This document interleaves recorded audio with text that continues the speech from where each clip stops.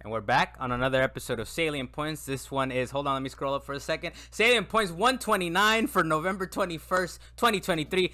Happy Turkey Day to everyone out there. It's coming up in a couple of days. And I work at a hospital. The other day, one of the doctors told me, like, Happy Genocide Day. I was like, oh, well, way to be a bummer about this crap, right? I understand. We, the collective, the royal we, have made mistakes.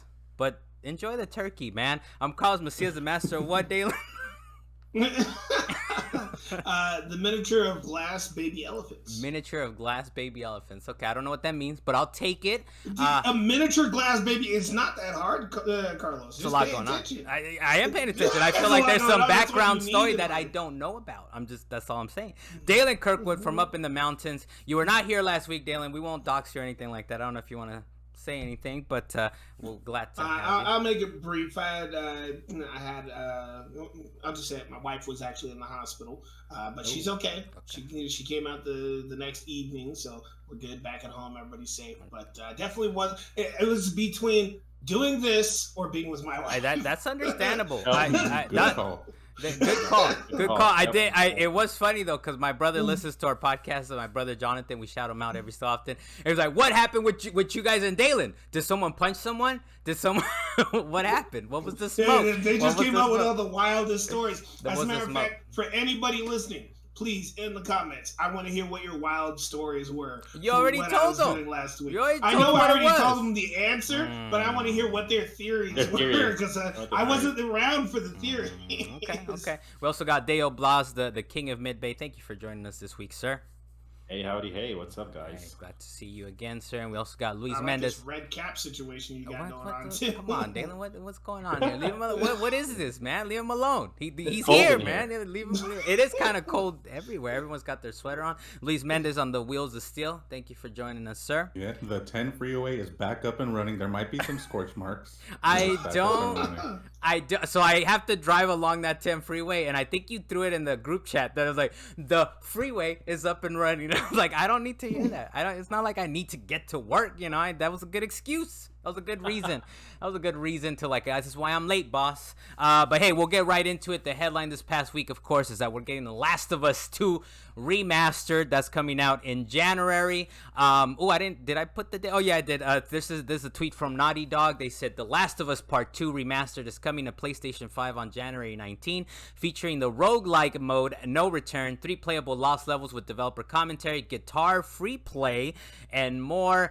If you have the original copy of The Last of Us Part 2, you'll be able to pay $10 whole and you'll get a copy of it. One of the things that is kind of cool to me, other games have done this before, but if you have this version, this is according to Save a Click, thank you Save a Click, is that you can import your PS4 save to PS5 and potentially unlock a platinum trophy if you already had it unlocked. So I do have that platinum already. I'm ready to kind of pop that second trophy. Other games have done it before. There's a game called Sound Shapes, and back PS3 Vita and that kind of merger of situations, you were able to do that kind of thing. So I'm excited for that. What do you look? I feel like out of everyone here, I feel like Luis is the resident most fanist of the fans of The Last of Us Part 2 on the podcast. What do you make of this? Sir? I know it's not a word, Dalan. It's okay. Luis, what do you make of this situation here, sir? This seems to be a controversial issue for some people. We're gonna get to it. That they're making a remaster, but personally, I dig it, especially if it's a $10 upgrade. It's like, well, whatever, $10 if you already own the game. For Carlos, a huge deal. You get an instant platinum trophy, so there you go. Mm-hmm. But yeah, it comes with some nice stuff, which is, if you've been paying attention to Last of Us Twitter at all, these are the things that the people that are still playing the game are already doing. They're just making it easier for them to do it. Yeah. So the roguelike mode, there's people that are in there that are just trying to get the most insane sort of kill combos possible and see how long they can kind of last in a level. There's people that only use this game to play guitars in the game, try to play songs in the game. Yeah. And then obviously, the stuff that comes with it, graphical upgrades and fidelity and all that. So yeah. I think it's a good thing. $10, not bad. And then, I think one of the things is people feel like it's sudden, right? It was 3 years ago and the game looked incredible on PlayStation 4. It probably competes with a lot of these games that even come out to on PlayStation 5, to this day. I know you have that clip on there. I don't know if you have that one, at least, but it just competes. And I think that's one of the controversial things. We'll add it into. We'll talk about it a little bit more in a second. But yeah, $10, you get all kinds of cool stuff. Roguelike mode, come on, man. You guys know I hate that kind of stuff. But the lost levels with developer commentary, that's kind of nice, man. That's some nice stuff there. Dale, what do you make of this, sir? Yeah, this is an instant buy for me. If they do it for the physical version, $10, then yeah, I'm all the way up on that. But $10 for a game that I already own, that's not too. It's a great deal, I think. Yeah, I don't know why so many people are getting pissed off about this. Like, they were pissed off like 3 years ago. You just stay there. Don't bring this into 2023 anymore. There is. So I think they did say it'll be if you have any copy of the game, I believe. If you have the physical copy, it should probably work like any other game. If you have a PlayStation 4 version and there's a PS5 upgrade, you have to have the disc in there. I'm assuming, right? And then you download a digital copy of it. You use your disc to kind of unlock it, right? Dalan, what do you think, sir? Think if we got multiple copies of Final Fantasy X, Resident Evil 4, and Skyrim, if people keep buying it, they're just gonna keep making it. Yep. We're gonna find. That's the whole thing right there. It's the fact is that yes, there's the whole practice thing that comes along with it, and people enjoying it for different, smaller reasons. But honestly, it's only been 3.5 years, and for me, that seems like a very short period to decide, hey, we should remaster this. Like, why do you have to remaster it? The other one is still good. You just re-release it the way it is. And there's some minor bugs, but just re-release it. Don't put it at full price, because I hate these people that be doing that. But at least they're not doing all of it for full price. That's what I was gonna say, Dalan. They're being nice about it, right? I doubt all those Elder Scrolls editions are like, pay $10 and carry it over. So at least they're being nice about it, right? A little bit about the controversy here, right? There was a man, Ian Van Cheese. Very clever. He's just a man on the internet. He says, if I was Sony, I would maybe let my S-tier studio that excels at making new IPs and interesting games actually make new games instead of forcing them to photocopy their previous A+ report card for eternity. Jordan Midler, he works at VGC, one of the podcasts, or one of the websites that we reference here. He says, from what I was told from one person, this was more of a project for new hires to get them in the game. Druckmann's team is full steam ahead on an original. One doesn't take away from the other, as far as I know. I do appreciate an Aftermath header. This is kind of like the new website that came from like the Escapists and all those guys. Their header was, get the fuck out of here with another Last of Us remaster. So there's people out there kind of in the smoke. They don't like what's happening. Luis, I'll go with you first, man. I think that's kind of interesting, right? That it's like this is a project for new hires to kind of get them involved. I mean, I guess that can be kind of one or two ways. Maybe, I mean, correct me if I'm wrong, but it could be like, well, these are new hires. Maybe they don't take as much care as like a part one, or maybe it's fine. The new hires will do a good enough job on it, or I don't know what you think of that controversy. I don't know. I can't speak to that. I don't know if that's true. This is a guy on the internet. We don't know how much the VGC guy, I feel like he knows somebody in at the studio. Well, Jordan. Jordan. Well. Yeah. to add on to that, it is just one guy, right? This isn't Woj from the NBA where like one tweet you're like, oh, this guy's always right. So I can't speak to that. I won't speak to that. I don't know. What I do know is that Naughty Dog already has a history of doing this with games that release at the end of a PlayStation console's life cycle. So because they're pushing that console to the limits, they then, when the new console comes out, in order to sort of get their feet wet on what the development cycle for that is, they use the game that they already built and try to just enhance it a little bit. So I think this is kind of been their methodology already of like, okay, well, we have this game that's already built. Let's just see what we can do with load times, what we can do with textures, what we can do with shaders, animation, whatever, and just try to like make a game that performs well on that hardware. And then from there, use those lessons they learned to work on whatever they're doing for that platform. So that's what I think they're doing here. And then, for $10 to sort of help development of whatever next IP they're working on, I think is pretty smart on Yeah, and you know, hopefully, like you were saying, kind of gets everyone up to speed, right? Whether it's new hires or whatever the case might be, and that bodes well for that part 3, man. Because I understand we got factions. It's there. We had a developer last week on my Carl's new speedrun. I think I talked about. I was like, I'm working on it. Damn it. So, but don't worry about that. Let's get to 3. That's what I want to play. Dalen, what do you think, sir? When do we on this I one? do think that you need to learn how to read the name Ian versus Ian. But as for the rest of it, It's okay. I think Ian Van Cheese, Ian Van Cheese, it's fine. You've It's never a weird read the name. name Ian before. No, I've heard, but it's a weird name. It's a weird name. It's a weird name. I don't know. For every Ian in It's a existence, weird name. I'm sorry. It's a weird name. Here it comes. I speak 2 languages, Dan. I don't know if I've said it on wax, but this happens. This happens. I don't know. I'm sorry, man. I'm pronouncing it in Spanish or in English. Get over it, sir. But what's going on besides that?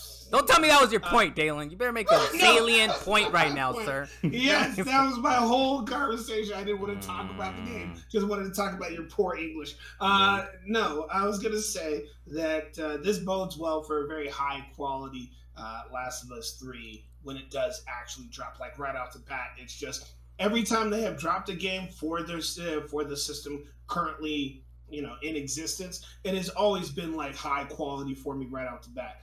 Uncharted 1 was a bit.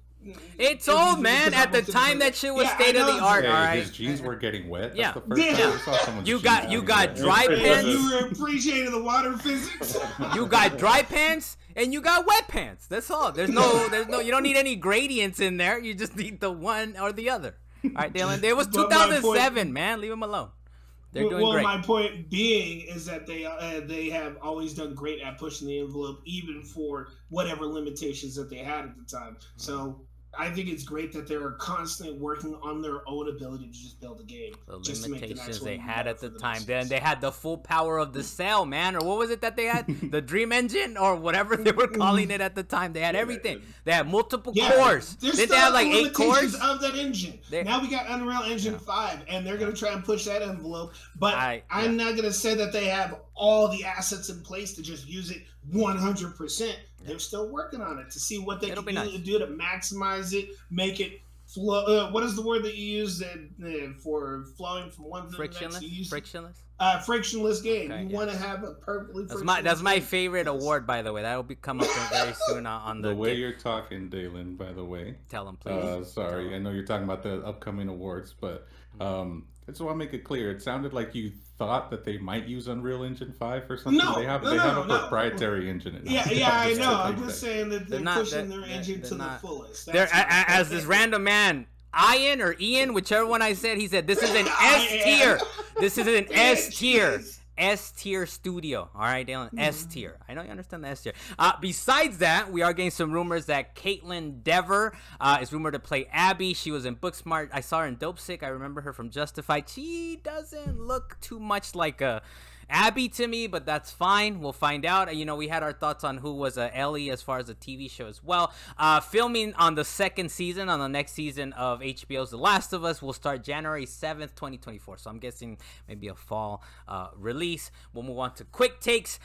Modern Warfare 3's Groot skin is pulled for now. I thought it was called. I thought it was actually Groot, Luis. So I know we have on our chat, on our private, or on our party chat with the homies. I thought it was actually Groot. But no, it's apparently the Gaia skin for Neela Nova Brown makes the character hard to spot because it's partially see-through. The limbs are made up of interconnected branches, and its brown color blends with the environment. If you unlock the skin in Modern Warfare 2, then you unlock it immediately in Modern Warfare 3. By the way, this is from Save a Click. Thank you, Save a Click. And this is one of the most thought out tweets. Usually they're hitting people up randomly.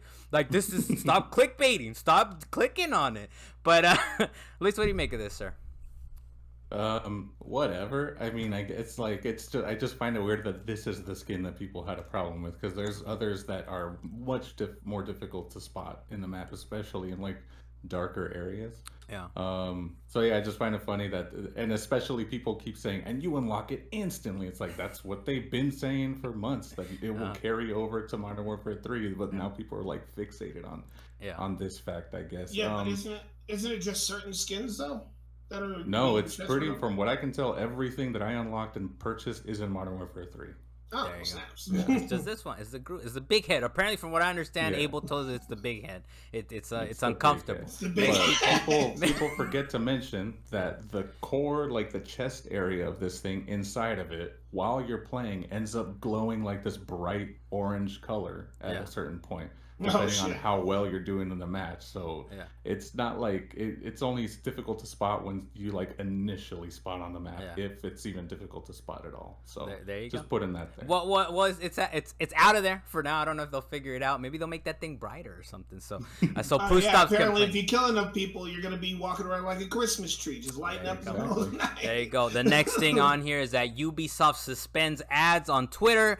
Or paying for ads on Twitter due to Elon Musk saying anti-Semitic claims. Apple, Disney, etc. is also doing the same.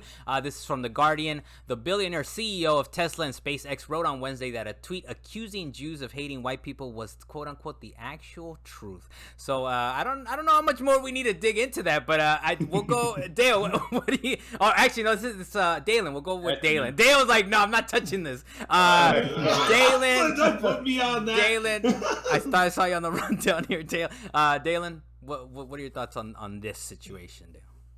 Elon has been messing up hard. So all these companies, I would say, are doing the right thing. Just step away from it, kind of like Dale did right now. Just step away from it. He's like, whoa, just whoa, don't whoa, touch whoa. it. Yeah. It's just not a good idea. Just in this day and age, it is better to actually watch what you tweet, especially if you're already saying controversial crap. And people You're already... the owner. You're the owner of the platform. You're the owner of the platform. You're the owner of the platform. Already on contentious nerves of just purchasing the platform in the first place. Yeah. So blinding people on the top of a San Francisco building while the little strobe light that you can see in his face. Elon is messing up so hard because everybody's abandoned him like they abandoned. Who was it? It was Kanye West they abandoned. His wife and his children abandoned him. Okay, Dale. Now you have things to say. Luis, what do you make of this situation, sir? Aside from the remarks that he made, because I don't know what they were, I don't really see him on my timeline at all. Yeah, I don't have a meter. We avoid him. I'm surprised I haven't heard much about this from the company's point of view, because whenever I hear about Ubisoft specifically, it's because people want to shit on them, but this is them sort of taking a stance, and everyone's like, and no one's like, hey, good job for making a stance. It was just like, well, they fuck up all the time, so you don't really care. You guys are just even. You're even. Ubisoft, you're even at this point. It's like you're on the right track, but you're not quite there yet. You're still not quite EA, the worst company, and what was it, 09 to 2010? But they almost did it back to back. They almost did it. They rehabbed. The blast radius apparently is to blame for Immortals' fate. The game was released on August 22, 2023. This from a VGC headline. The CEO of Immortals of Aveum, developer Ascendant Studio, says that poor game sales due to a crowded release window were what led to nearly half the team being laid off. I think it's funny that they blame the blast radius, as we call it here on Salient Points, because I'm like, I gameflied the game probably because there was nothing else that came around it, right? Like, I feel like a lot of it is the quality of the game. It wasn't great. It was interesting. You have your hands are your guns, okay? Your hands are your guns, and you shoot them. Dalan, what do you make of this, sir? If they knew that all these games were coming out, why didn't they just move the date? Like, these companies by now should know what the hell a blast radius is, even if they don't call it the blast radius. Call us to consult you guys on what all we're gonna do is point at the calendar. when does Call of Duty come out? Your game's gonna make it. Be like, hey, contact us here at Salient Points. We'll be like, nah, this game is way bigger than yours, but we want it to be big. I don't care. This is bigger. I don't care. Bigger game. Yours is this big. Understand? All right, Luis, what do you think, sir? Yeah, I mean, I think they, regardless of what date they decided on, they were already kind of put in a tough spot. Either they crunched to get the game out earlier than they intended to, or push it off way past the holiday air time. So I don't think they had a good enough release window strategy there. I mean, in general, right? They messed up releasing it when they did. Yeah. Because I think, regardless of what you're saying, that there weren't really any games out. Honestly don't know because I wasn't paying attention. I didn't even know this game came out Yeah. already. That's Yeah. a problem. But- Because Wasn't the the, blast wasn't Part the of the publisher EA? The publisher was EA, right? I That's a believe good so. question. Yes. But So if it's them, they're just gonna tell them like, yeah, we're gonna push you out. We don't care. Yeah. Yes, Yeah. it was EA. There you go. So So, I think what happened there is that people, rather than risk going into a new IP, they're like, oh, I'll just wait a few weeks or a month and get this new game that I know is actually Yeah. good. I'm and, gonna like. and those cuts came swift, man. Like within like a month, they were like, we're laying off half the people there. I was like, it's rough, man. And it's kind of like games. That's kind of how they are, and that's probably why they love, these companies, publishers love live service games. Is that you kind of have this money that comes in over time, right? Versus it's just all front loaded. And if that money doesn't come through the first week or so, it's gonna be a rough situation. The one that's having a bit of a rough situation is Destiny 2 sees player drops after a myriad of woes. We've talked about it before. I think 2 episodes ago we kind of focused in a little bit on Destiny 2's issues. And this is VG247 via Save a Click. Thank you, Save a Click. Destiny 2 player numbers used to peak at over 300,000 players on Steam in February 2023, but the average player number has now dropped from 135,105 in March to 34,383 in the past 30 days. So people are definitely like leaving in droves. We haven't gone back. Well, at least I haven't. I think I've seen you poke around a little bit on there, Dalan. But what do you make of this, man? That's a pretty precipitous drop, I feel. Going from 300 to 34K. Well, when it comes to Destiny, they have their moments of releasing a good season and then their moments of releasing a bad season. Because it was Forsaken, probably their peak freaking performance of having people show up. Mm-hmm. They had what was it, the Beyond Light the Taken thing? King. The last one was the one that was a little bit of a. You're going way too far that's back. true. I'm just remembering, man. My nostalgia is like that's what I remember. That's what I love. That's because you've been around for a long time. But I'm just talking about Destiny 2. Yeah. Forsaken, peak. 100%. I recommended everybody to play that campaign. Stupidly, they pulled their best campaign from the game and dropped people. Beyond Light, people were upset because that wasn't too great. The Witch Queen, people were excited for the new story and extra stuff that they put on it. But then this last one that came out, everybody was like, no, I can't even remember the name of the current Lightfall. Is Lightfall? Yeah. Man, everybody, they hyped up Lightfall so hard, and then Lightfall dropped, and everybody was like, this campaign is trash. I don't mind the new. They're giving us a new nut dungeon though, so maybe that helps. They consistently give us new dungeons. And are you ready to pay $20, or do you want to buy the whole season? I dropped $100, man. Exactly. I did the whole thing. These are problems. Don't remind me, Carlos. These are problems, and then everybody's like, you know what? They're ruining their own game. They're laying off people because they know they're ruining their own game. I said it before. The writing's kind of on the wall for this. If they cannot come back with this next season, they got one more. They got one more. They pushed it to next fall, right? So and they're trying to make it the best experience ever. And it's okay if it ends, right? We talked about it before. It's okay if it ends. It's been 10 years. Luis, what do you think of this, sir? I think with Lightfall, like Dalan was saying, they banked too much on here's your new super ability that they kind of neglected other aspects like we talked about in that. I don't know if Dale remembers, but we were talking about how the world is empty. There's like nothing to really explore, look at. It's just a big, vast, open thing until you get to your next event or whatever it is. So but that's, more than 75% of their player base. That's a huge number. That's pretty crazy. Rough, man. I did not expect it to be that low, honestly. It's rough. That's insane. Well, we'll see. We'll see what happens with it. They got another chance. We'll try to run through these real quick, Dalan. The NieR series is to continue forever. This is from our man Noble Broet. He's a guy from Germany that he's kind of a Wario 64. So sometimes his writing is a little off, but he says NieR series producer Yosuke Saito said that they would continue to develop the NieR series as long as Yoko Taro, who is the creative director of the series, was alive or is alive. They also gonna work together on a new game which they want to reveal sometime next year. Okay, I know you're hyped, right, Dalan? This is what you wanted to hear, right? You're gonna get NieR forever, multiple endings, all that stuff. Well, multiple views of the story. Yes, I do not mind that, but it's the way that they put their games together that actually really makes it fun. And I still advise you play it, Carlos, even though you like to tout how it has multiple endings.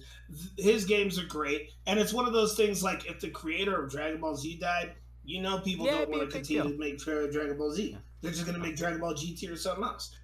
So the same thing's going to happen with NieR.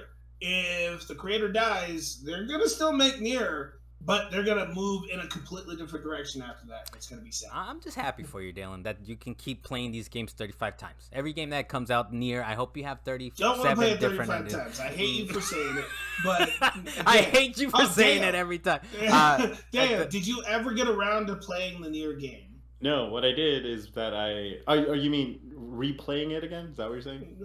Yes. Mm-hmm. No. That's exactly what what I did is that I invited my friend over, and I had a beer with him, and I had him tell me exactly how many times he played the game over and what's different. I was like, and that was good enough. That's good enough. That's good enough. Oh, what's not good enough is that they don't want to leave just the Final Fantasy VII Remake trilogy by itself. They want to add a little bit of lore. They said that Advent Children, the movie that came out years ago, is going to be a part of the lore. Eurogamer says, quote, "We are finally going to link up with Advent Children. That's going to be part of the canon," said producer Yoshinori Kitase.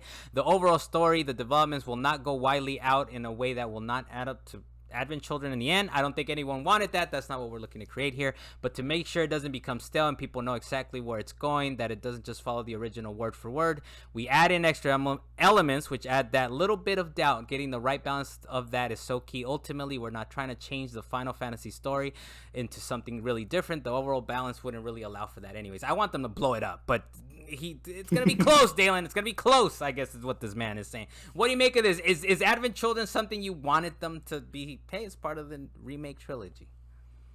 Well, it was already canon for the original Final Fantasy VII, and it was an excellent thing when Advent Children first dropped, because it was like years later. That's basically what what Advent Children is. It's years later.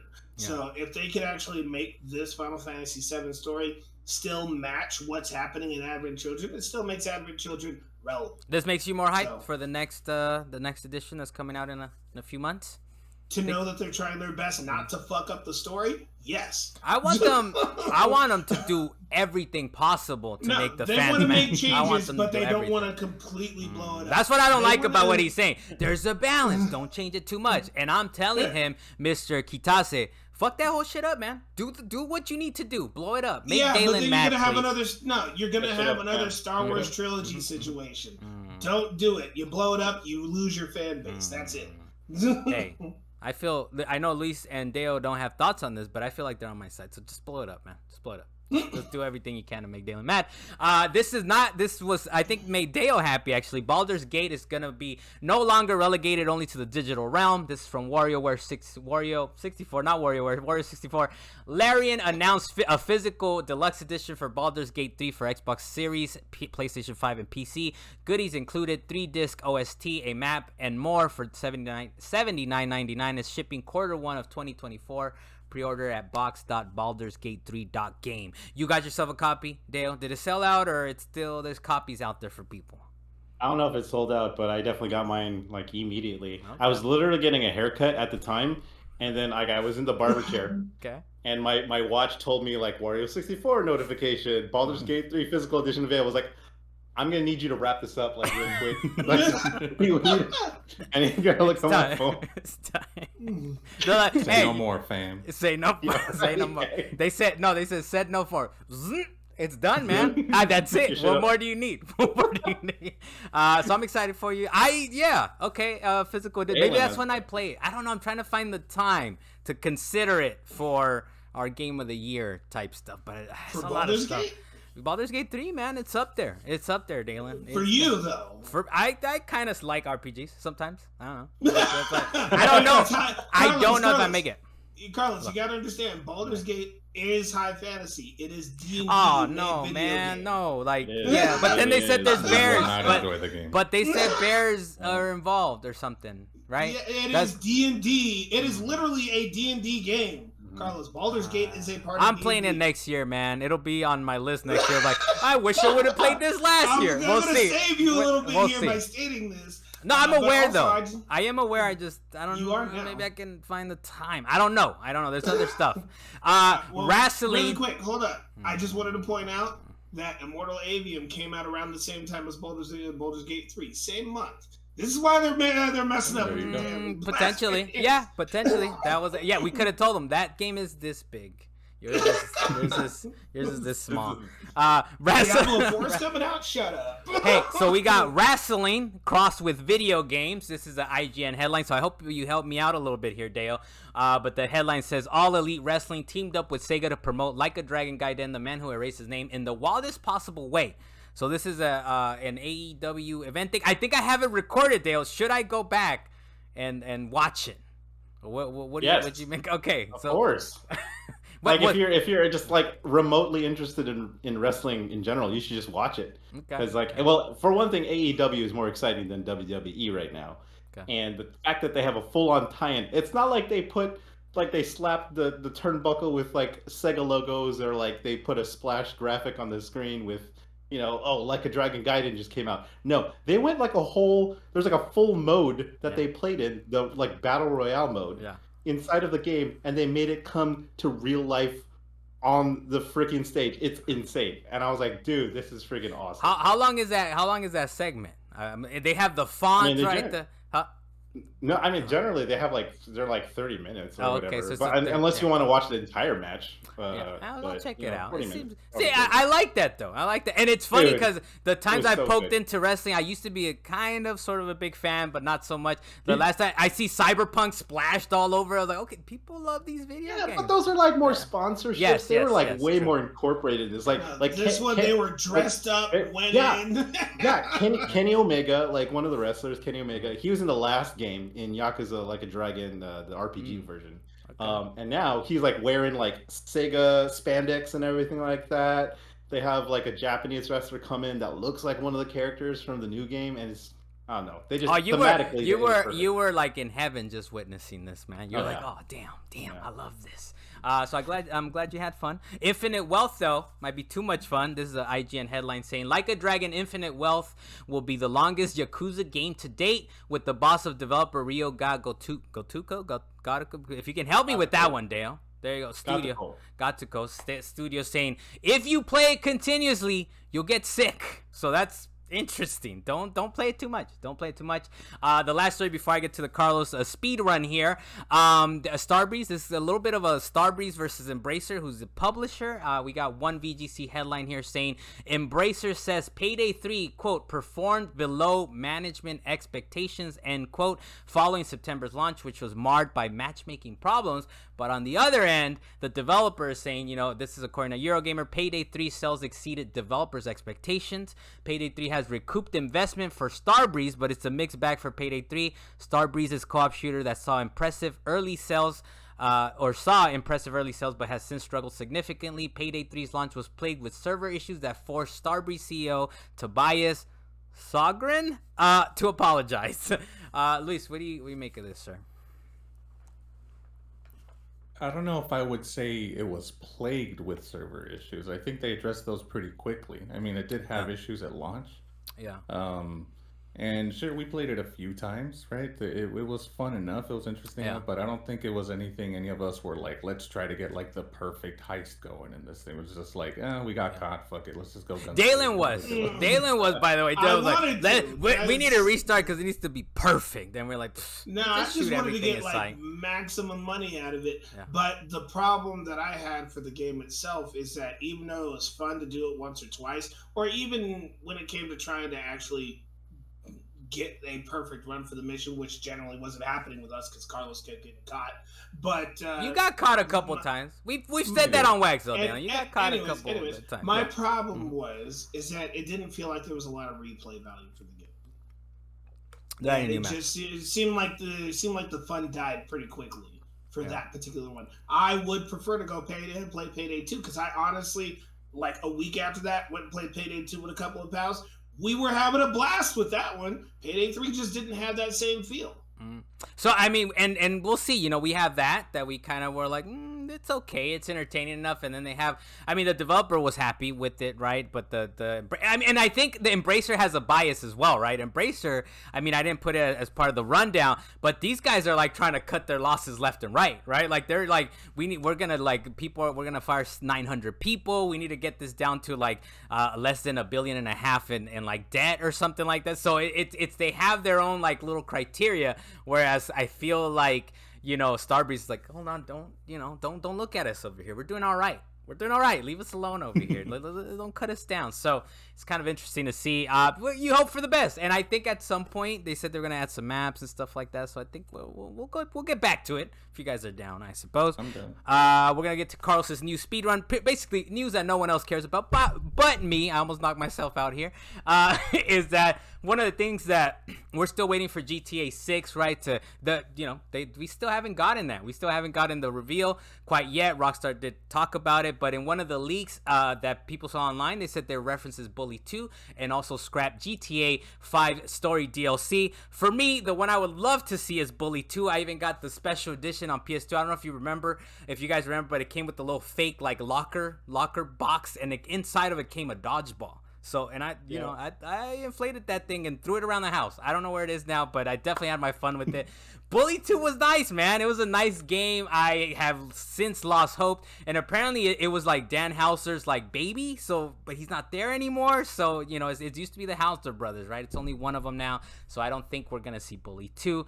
And you know, I did like, as far as you know, Jeff Keighley's Game Awards. He's kind of telling us gamers, put your money where your mouth is, right? Because we had some complaints. I think Lise put it perfectly last week. It's like one of the snubs that, you know, one of them was Starfield, the other one was Hogwarts Legacy. I feel that one has its own little controversy surrounding it that doesn't help it.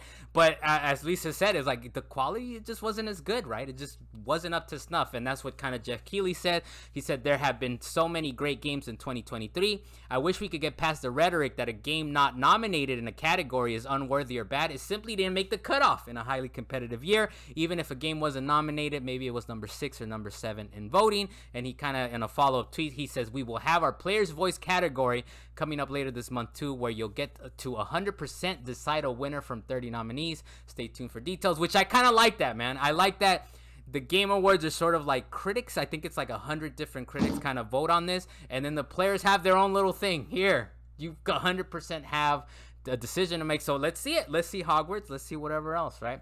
The Suicide Squad Kill the Justice League had a showcase recently. One of the things that came out of it is that Metropolis is twice the size of Batman Arkham Knights. And in related news as well, Wonder Woman is not going to be a live service game. Warner Brothers basically came out and told IGN saying, quote, Wonder Woman is a single-player action-adventure game set in a dynamic open world. This third-person experience will allow players to become Diana of Themyscira. Dalan, is that correct? Themyscira.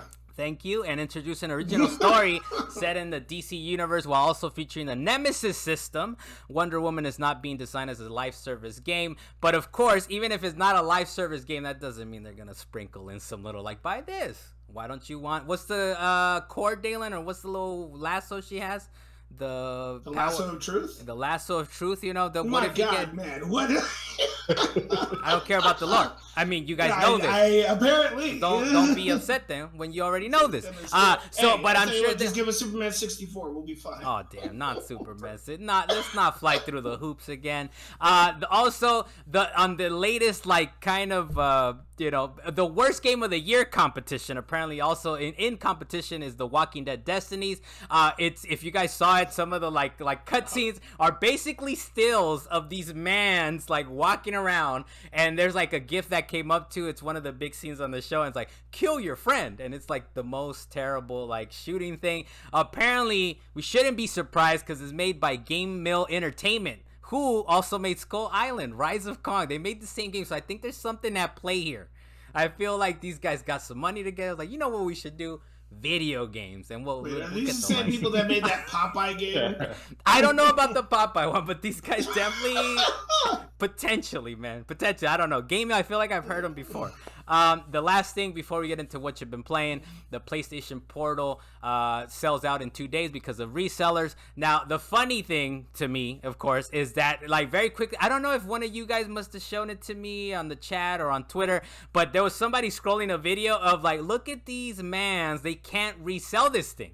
They're trying to sell it for 300, 400 or whatever it was, and they were stuck on eBay. Like, they just were not selling out because, dude, you have to connect to the internet. It's a Wi-Fi like portal thing. It's not a standalone system. Maybe they thought they got to look into it some more.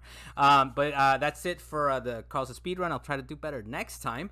And we'll move into what you've been playing. Of course, we kind of cut it out for people out there because it's kind of, we like to kind of get into it a little bit. Carlos Macias, Dalan Kirkwood again, Deo Blas, and Luis Mendez. Luis. Hey, don't just take away from it. You are the master of the miniature glass element. We're not at the end. Well, I don't care. I don't know. We're cutting away. We're cutting away. I'm gonna buy you one so you can put it in the background on the little couch you got back. Look, we'll get right into it. First up is Modern Warfare 3. Me and Luis have been playing it. Luis, let's get to you first, man. What are your thoughts on this game? I'm interested. My initial thoughts is there goes your smooth intro, Carlos. That was a nice little smooth intro for a moment. I know. Until Dalan, the glass elephants came up again. Come on, Dalan. Come on, bro. We're trying to do something here, Dalan. The elephant never forgets. Right, my thoughts on Modern Warfare 3, because I'm further into the campaign now. I like it. I like it a lot. Okay. There's it's a divisive topic on the internet still. I haven't finished the game yet, but the things that I do enjoy about the game are what they've been doing well for years already, which is basically anything that's not one of those open-ended missions. Okay. Those open-ended missions are very hit or miss. The first one I did, which I believe is the very first mission you do in the game, they're just like, here, go into the world and figure it out. And you're like, oh, okay, let's see what this is all about. Yeah. But there was one later, and then it felt like they were almost kind of back to back sometimes, where you're like, oh, I don't know if I like that kind of situation. You want like the definitive scripted, like go to point A to point B and see some cool shit along the way. You know? Which is what people have they've called these games corridor shooters, right? Like they're corridor shooters. You're going down like an event, but that's kind of what makes them exciting, right? Like so. Yeah. Oh well. Go. Anything else? Kind of because I'm kind of probably gonna go in a little bit. But I've been getting into some sequences. I don't know if you're there yet, Carlos, and I don't know if Deo will play this in 3 years, so I won't say anything. But there's some cool stuff where I'm like, this is the cool shit that I know and love from Modern Warfare, where you're like running in a section and there's just like shit happening everywhere, and you're like, oh my god, this is crazy, right? Yeah. So there's some cool stuff like that. There's obviously the gameplay in general is pretty awesome. Yeah. And honestly, I think this is my favorite story of the Modern Warfare trilogy going on, because they kind of did it with the original Modern Warfare 1, 2, and 3, where they had that kind of story thread going across them, but this to me seems much more like tight, compact, and like streamlined, where they have like these characters, recurring characters that are from the first one, second one, and now they're in the third one. And there's just all these threads. You kind of actually have to pay attention. I'm like, oh, that's the guy that fucked over that guy, and that's the girl that did this in that one mission. And there's a lot of things happening. Yeah. So, but yeah, the story, it's fucking gnarly, man. It's crazy. Look, you did say something good that we agree on. The combat is super buttery smooth, man. It's fucking Call of Duty, right? It's one of the smoothest shooters out there. But other than that, it just kind of pisses me off, man. It pisses me off that obviously this game started as DLC, and they even told us as much. And even as far as like you don't even get a platinum, which is fine. You guys know I like my trophies, but that's okay. But like it even gives you an insight into like this was started out as DLC, and I think we even talked about it. I don't know if it was last week or whenever it was. You can tell it was DLC because there's some really good parts. There's some really good scenarios. But as soon as you get into, they call them open combat missions. I'm like, get me the fuck out of here, man. I don't like this shit at all. It's basically they're putting you into Warzone. Like the very first level is it opens up and it's like more like DMZ, but yeah, it's DMZ. Similar. But it's like I've been on this map. Where have I been on this map? When we play with the buddies on a free to fucking play level. And it's like it's fine. fine, but you can tell like the quality is not as good. Some of the character models are a little off. Besides those missions that are pretty nice, that are kind of corridor shootery, right? But other than that, it just pisses me off, man. It just pisses me off to be like, these people were right. And I know we also kind of have a little bit of skepticism, right, with the internet, because they're about hyperbole and all this other stuff. But I'm like, they were right. They were right. This is definitely like, I understand. I appreciate that you kind of like the stories, but it's kind of trash, man. They're just like moving you along from one spot to the next, and it's like all you're seeing is talking heads. You know, the few cutscenes you see are okay, but other than that, it's like talking. It's like, oh, you're gonna go here and go there. And it's like, okay, well, here you go. Just drop me into another open world combat. 2 of the cool levels, though. I don't know if these are multiplayer maps, so I hope they're originals, but maybe they are. The apartment complex. Damn. Oh, I don't know. Oh, hopefully no spoilers. The apartment complex when it's you're fine. climbing the high rise. Yes, that's kind of nice. That's kind of nice when you're getting kind of the feedback of like, okay, I'm on the 6th floor, and then if you go down, you're like, oh, that was an open combat mission. That was an open combat mission, and the mansion.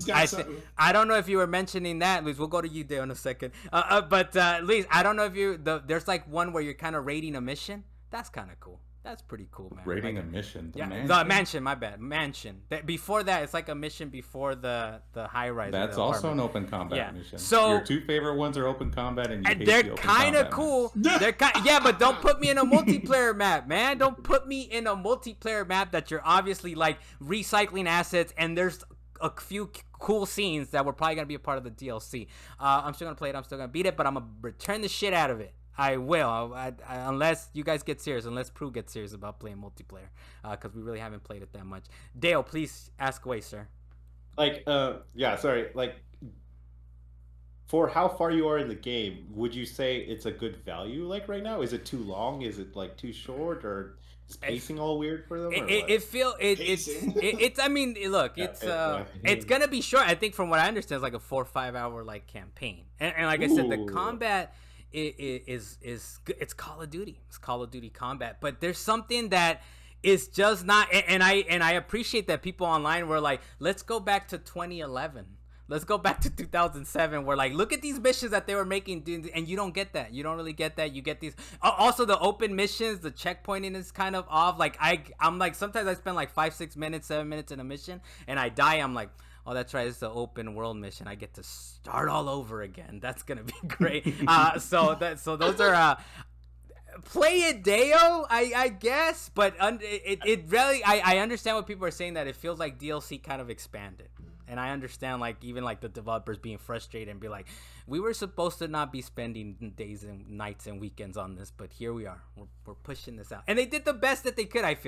I think they did a decent job of with the limited time that they had, that they kind of splice all these things together and put them together to where it feels okay.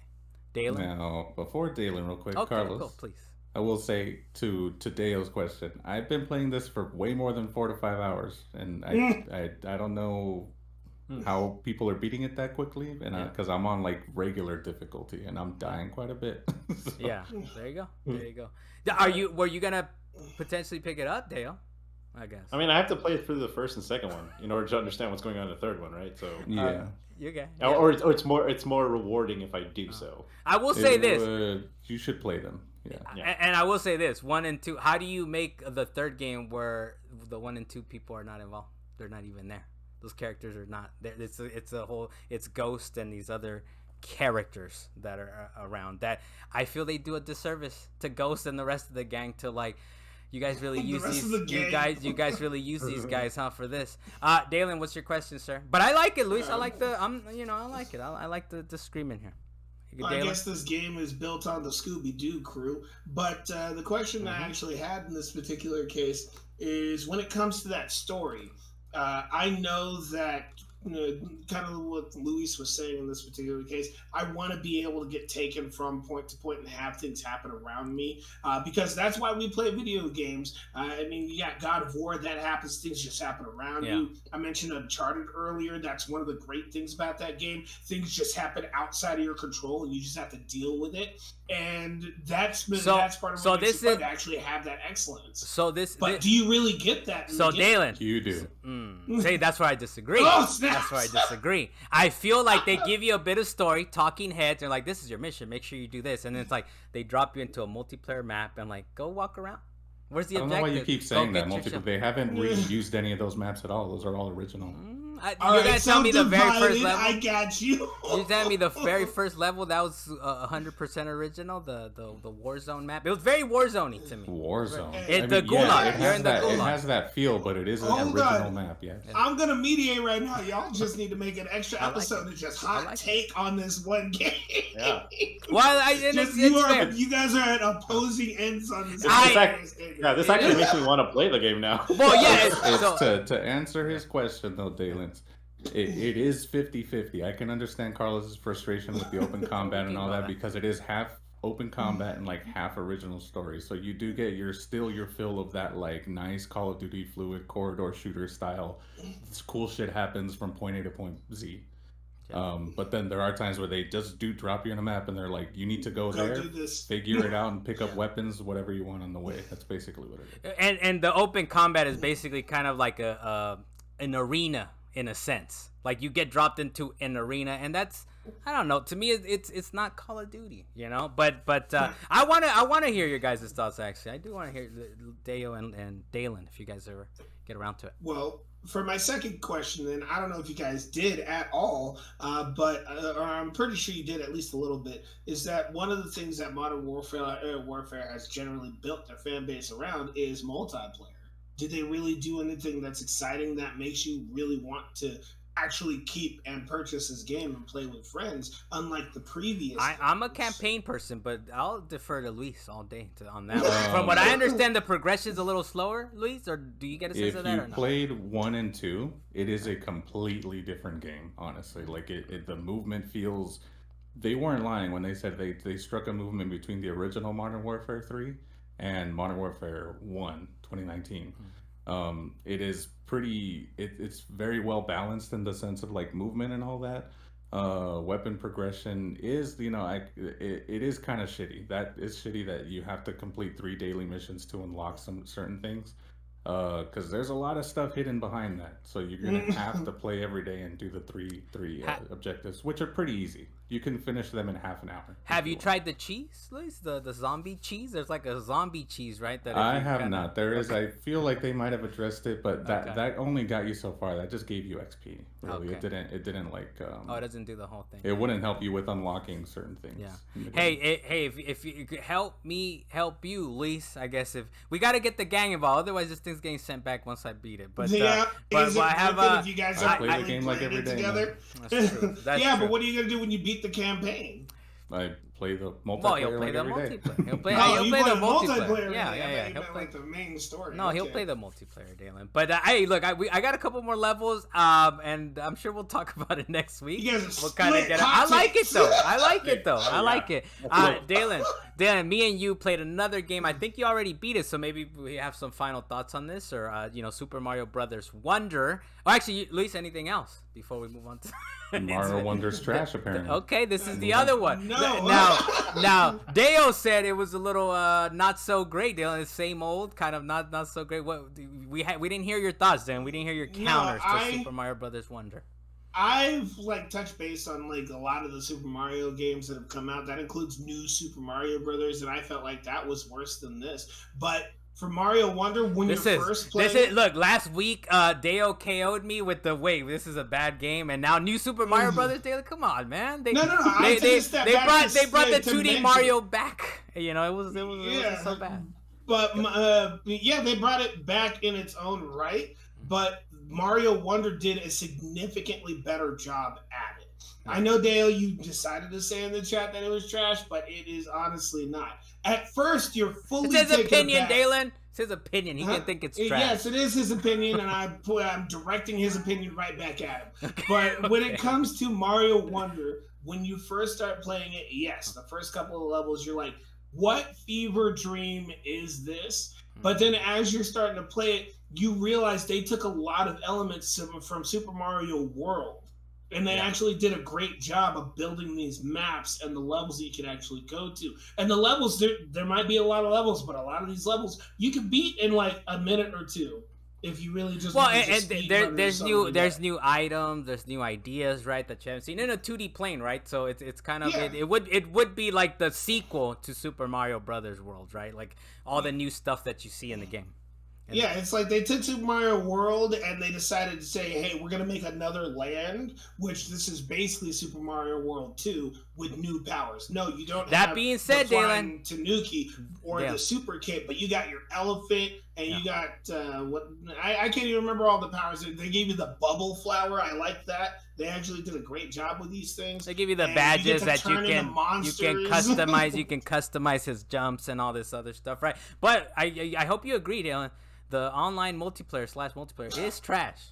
The online multiplayer is trash. The game is much better if you're doing it locally or if you're just playing it one player. Yeah, just single player. And I if that game had a platinum, I would have platinumed it. Now, Dalan, I hope you can explain yourself. You did beat the game, but what did you do? You returned it back to GameFly. You didn't even keep it. You would think that for a game that's so great, you'd be like, I need to keep this as part of my library. Nobody else here was playing it with me, and I don't go back and play Super Mario World every 3 days. And I fully did that game, but it's not one that I just say, hey, keep. But Mario Wonder, I'd say if you play that game, do everything. It's honestly a fun game. You got all the flowers, all the fever dreams, all the purple coins, and all that stuff. That's what I'm working on, man. Super Mario RPG is like it should be in the mailbox, I think. So I got to get around to that. But I want to beat this game, and I want to get that's the fun, Dalan. It did take us a while though. That's why I think that's what I said to Deo last time. Is that I think we talked about it on the podcast, right? It's like, have we found the fun yet? And unfortunately, it takes like 3 worlds, right? There's only like 5 or 6, so it took you like 2 worlds. By the 3rd world, too long. No. The first world, it's confusion. The second world, you're just like, man, I guess I'm gonna trudge through this. But by the time you hit the 3rd world, you're like, oh, I see what they did here. And then you got like 3 more worlds, boss, special world. They got extra directions that you can go to find special stages. It's honestly fun. It's pretty good. Dalan, I'm gonna put you on the spot. You finished the game, you sent it back, you 100%ed. What would you give it on the We.com scale, Dalan? On the We.com scale, are we speaking just a video game in general, or Dalan, Super Mario just give game? us the score, bro. Just what's the score, man? You beat the game. A score on that. All right. What's going on? Slap at a score. I'd actually give it somewhere between a 7.5 to 8. What the hell? How can you say it's like incredible and it's innovative and it's I would give it. Okay, come on. And that's what Dale would give it, and he doesn't. No, the thing that takes away from the points is their multiplayer is not great. Yeah, their single player is the best thing about the game, but you sometimes want to play a Mario game with your family or friends, and unless you're doing it locally, which in today's age, online would be the best way to go about that. They ruined that entirely. So that definitely took away from on all the fun you had, I said all your fever dreams. 8. I would lean that more and towards all your 8, fever dreams and your favorite power up being the bubble and all the customizable little hats. Okay, Dalan, but don't be. I'm saying it's a good game. I'm not saying it's a perfect game, but it's a near perfect game. Okay, okay. Dale, any thoughts? Have you been playing? Have you gone back to it, Dale, or no? No, because I'm not having fun in it. Because I'm just not doing it. I respect deadpan expression as he said that. I respect that. Dale, I haven't. You have sold me on it a little bit more, and I'm not gonna drop it like immediately. It's just there's so much other stuff that I want to get through, especially before the end of the year. That's true. I just want you to give it a chance, Dale, to find give it a good chance. It honestly is a good game. Okay, 7.5. 7.5 over here. Okay, Dale. Look, I'll give you this. I haven't beaten the game, so it's not final, but I'd be up there, man. 8.5 for Mario Wonder. Be 8.5. It's nice, man. It's nice. So 8.5 for him. I will solidify mine at 8 with that. All of a sudden, because like I said, I was leaning more towards 8. I'll solidify it at 8. Okay. This is how it goes. People are like, what the fuck? This is how they come up with their scores? Yeah. Yeah, we got to debate it. I hadn't debated it until right now. You put me on the spot for the score. Let's right? get that's also fair. That's also true. Yeah. So just so you guys know, when I do the reviews, I kind of go back and forth too. I was like, okay, I wrote this. Okay, okay, it feels like this. So you do contemplate. You need time. So my bad, Dalan. My bad. All right, so my bad. But you okay? Dale, what have you been playing, sir? And then we'll get to Dalan's. What's it been playing? Yeah, all I've been playing right now is Like a Dragon Gaiden, the man who erased his name, the latest title in the Yakuza series. You did say earlier that Yakuza Infinite Wealth is going to be the longest game. This is definitely the shortest game I've ever played out of the entire series, which is good and bad. And I don't know, I like it. I'm just the problem is that it's the same Yakuza experience that's from like 1 all the way through 6. It's the same thing. You run through the same town, you do the same kind of things, but like now does that mean that it's taking a step back from what's the last one that they did before Infinite? Like a Dragon? Yeah. Do you feel it's a step back in a sense? Because I know that's an RPG, right? That's also like an RPG. I would probably I'd probably compare it more towards Lost Judgment is closer to it. But story wise, it's gonna get to that point that I'm gonna like start crying probably because I know like this character's very tragic background. It's gonna happen. I know it's gonna happen. But in terms of like fighting and everything like that, it's kind of basic. It's very basic compared to the other titles. Like they don't have as much in depth as far as unlockable moves, or kind of like semi RPG elements, like unlocking a bigger health bar or heat moves or anything like that. Do you get a sense? It sounds like their focus was story in this game. Well, mostly because it was meant to be a bridge from like a Dragon players from Like a Dragon 7 to this Like a Dragon Infinite Wealth game.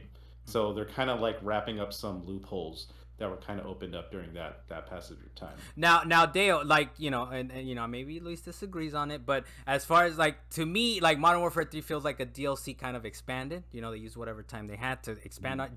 This was supposedly a DLC too that was expanded. Yeah. Do you get that sense as like this was obviously like an add-on or something like that where it's like they expanded on it? You get the sense of definitely, it definitely is. Yeah, I would totally agree with that sentiment.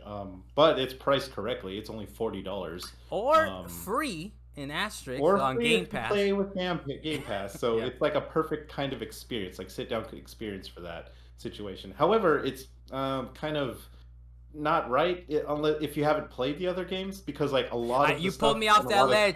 You pulled me out. I was thinking about it because it's free, and I was like, I'm down. It's a short one too. Okay. No.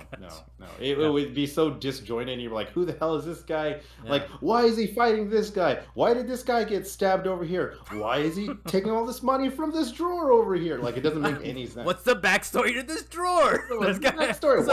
Why is this guy pointing at his little pin on his shoulder? Like, it doesn't make any sense. Okay, gotcha. If you're like a brand new character, like, what is this orphanage they keep talking about? These children? It's just stupid. What's going on here? But like...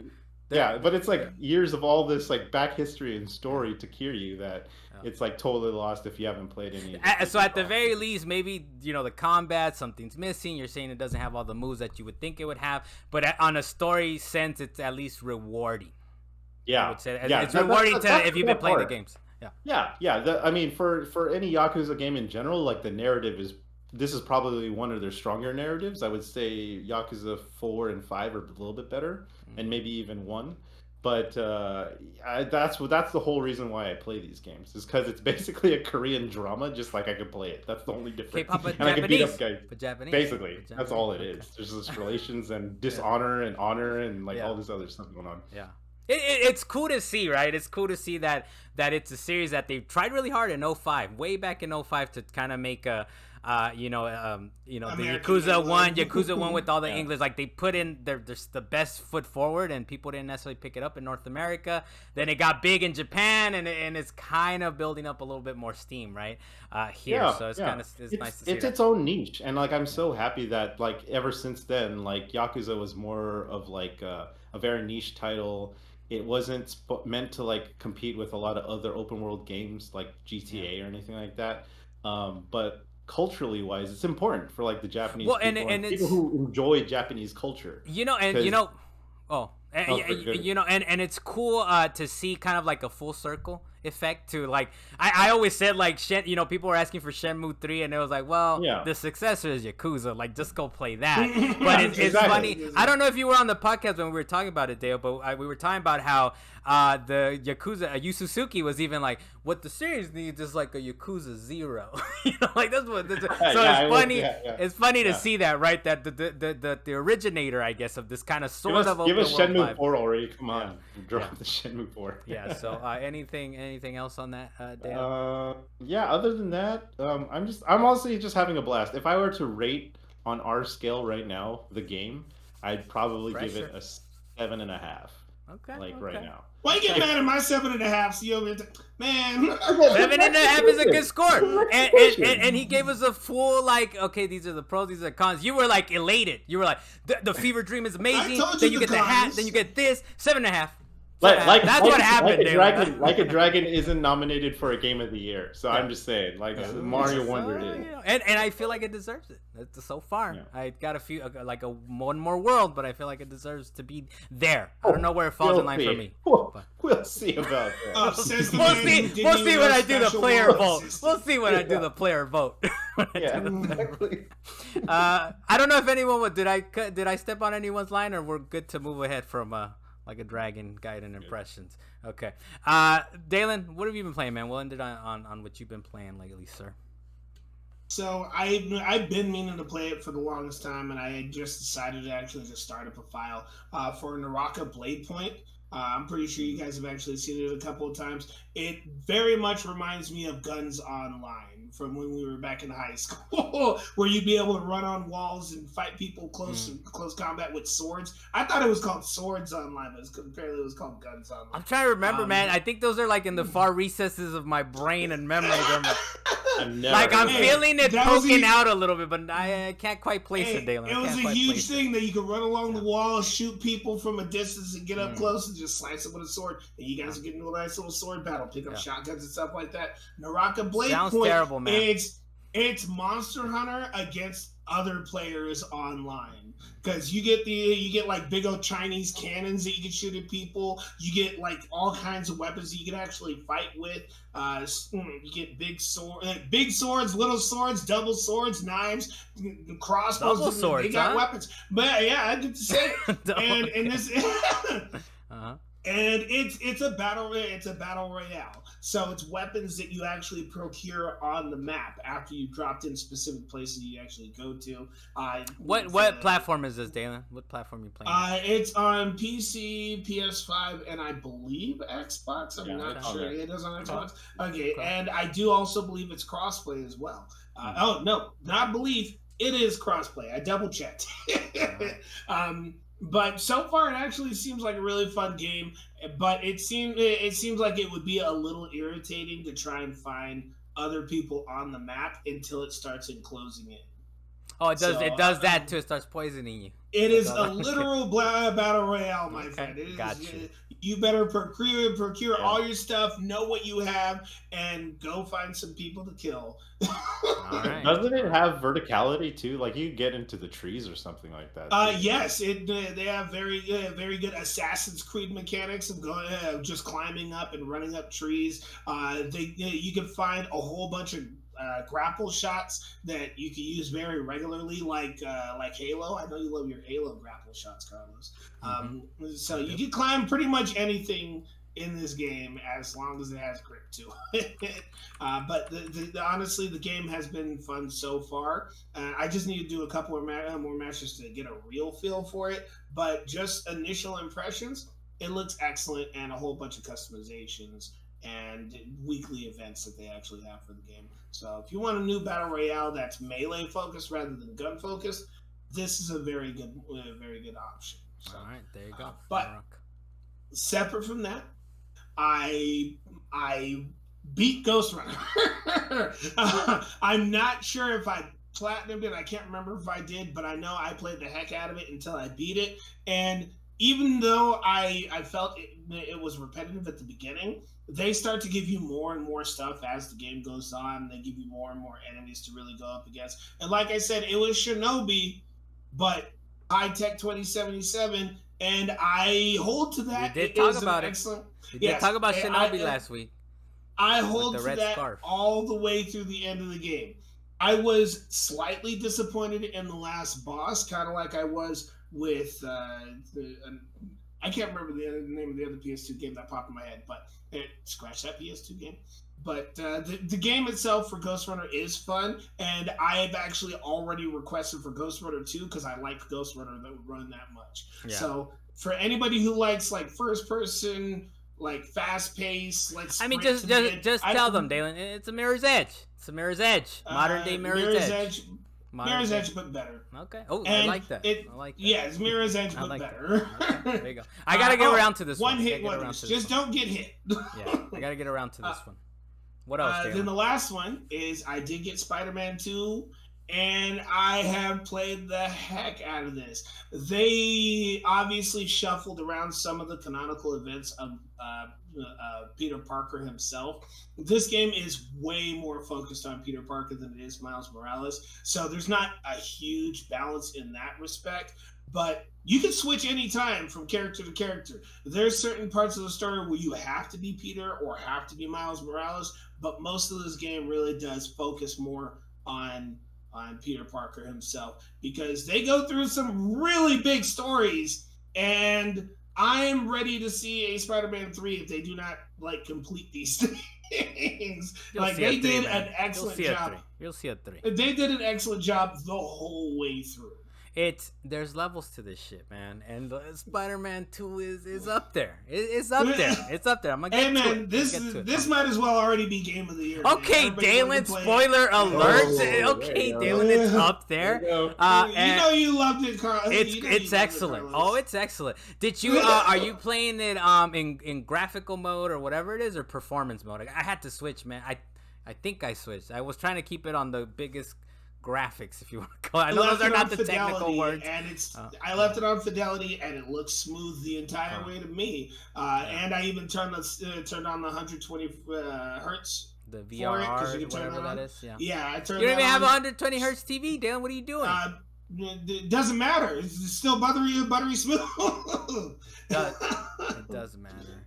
I'm calling Messiah. Anything else, Dalan, before we kind of end the show there? The thing, hey, turkey episode, because Thanksgiving is coming up. I'm gonna say this out loud. You can say it's rude, but turkey episode. Obviously, I'm gonna be having fun with my. This is why you understand. This is why I don't put everything I'm thinking or I'm gonna say, because they're like, "Oh, Carlos wrote this down." I was like, "No, these are for me to like segue, Dalan." But what are you talking? Wait, what are you talking about? He's blessing his family. Let him bless his family. Oh, my bad. Okay, my bad. I just kind of... Go ahead, David. No, it's all right. You're taking it away from me. I don't know what you're talking about. You don't have that feeling anymore. Carlos Macias, thank you for joining us on another podcast episode, Salient Points / what you've been playing. I'm the master of what again, Dalan? Happy Thanksgiving, everybody. Rude. I was going to let you, man. I was going to Deo Blas. The King of Midbay, thank you very much, sir. Hope you have a happy Thanksgiving over out there, guys. For sure. Yeah, people get wild out these Stay days. warm. That's what I should say. I'm gonna get to you, Dalan. Luis Mendez on the Wheels of Steel. Happy Thanksgiving to you as well, sir. Might we be going to check out Celtics? It's on wax. Sick. Huh? Pelicans. Oh, Pelicans. Pelicans Clippers, somebody. Happy Thanksgiving, somebody. Somebody. Happy Thanksgiving to you as well, sir. Okay, Dalan. Sorry, man. Dalan Kirkwood, up in the mountains. Happy Thanksgiving to you, to us as well, sir. You can finish us off, Dalan. Just what were you going to say, sir? Everybody who's watching the episode, click, like, subscribe, all that good stuff, get notifications. Thank you very much for being here with us for Salient Points. See you next time. Latest. All right, that was good.